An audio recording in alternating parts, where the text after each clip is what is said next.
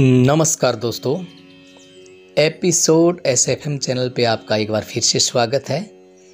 आज हम आपके सामने एक नई पौराणिक कथा लेके आए हैं जिसमें हम आपको बताएंगे कि महाकाली के पैरों के नीचे भगवान शिव क्यों आए थे। इस कहानी के पीछे का क्या रहस्य है, आइए पौराणिक कथाओं के आधार पे हम जानते हैं इसके बारे में। आइए शुरू करते हैं। भगवती दुर्गा की 10 महाविद्याओं में से एक है महाकाली, जिनके काले और डरावने रूप की उत्पत्ति राक्षसों का नाश करने के लिए हुई थी। यह एकमात्र ऐसी शक्ति है जिनसे समय काल भी भय खाता है।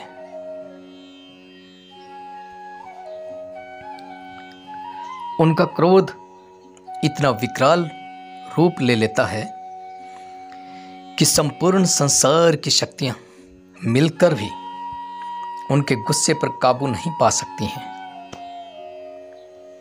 उनके इस क्रोध को रोकने के लिए स्वयं उनके पति भगवान शंकर उनके चरणों में आकर लेट गए थे। इस संबंध में शास्त्रों में एक कथा वर्णित है जो इस प्रकार से है।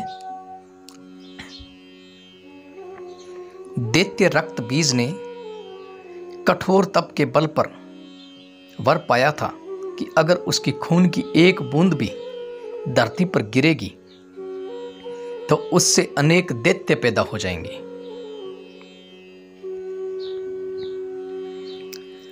अपने इस शक्तियों का प्रयोग निर्दोष लोगों पर करना शुरू कर दिया। धीरे धीरे अपने आतंक तीनों लोकों पर मचा दिया। देवताओं ने उसे युद्ध के लिए ललकारा।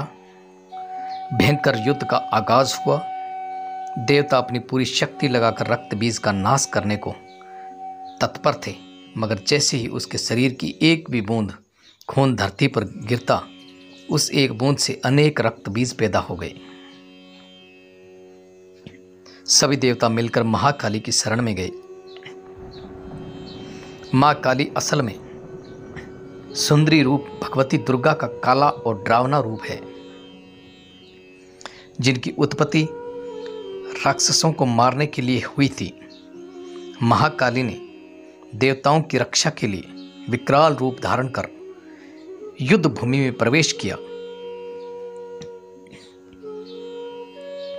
मां काली की प्रतिमा देखें तो देखा जा सकता है कि वह विकराल मां है। विकराल रूप में जहां भी होती हैं वहीं उनकी प्रतिमा मिलती है, उसी रूप में जिसके हाथ में खप्पर लहू टपकता है तो गले में खोपड़ियों की माला है, मगर मां की आंखें और हृदय से अपने भक्तों की लिए प्रेम की गंगा बहती है। महाकाली ने राक्षसों का वध करना आरंभ किया, लेकिन रक्त बीज के खून की एक भी बूंद धरती पर गिरती तो उससे अनेक दानवों का जन्म हो जाता,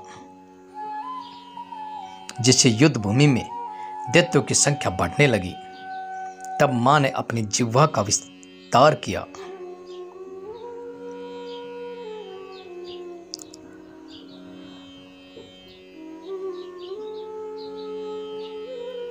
और उसके बाद मां ने अपनी जिह्वा का विस्तार करके दानवों का एक बूंद खून भी धरती पे नहीं गिरने दिया और अपनी जिह्वा पे वो उस खून को गिराती रहीं। इस तरह महाकाली ने रक्त बीज का वध किया, लेकिन तब तक महाकाली का गुस्सा इतना विकराल रूप ले चुका था कि उनको शांत करना असंभव था, मगर हर कोई उनके समीप जाने से डर रहा था।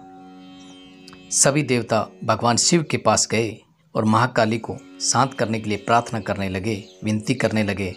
भगवान शिव ने उन्हें बहुत प्रकार से शांत करने की कोशिश की, लेकिन जब सारे प्रयास असफल हो गए तो वह उनके मार्ग में लेट गई। जब उनके चरण भगवान शिव पर पड़े तो माँ काली एकदम से ठिठक गईं उनका क्रोध शांत हो गया। आदि शक्ति माँ दुर्गा के विविध रूपों का वर्णन मार्कंडेय पुराण में भी वर्णित है।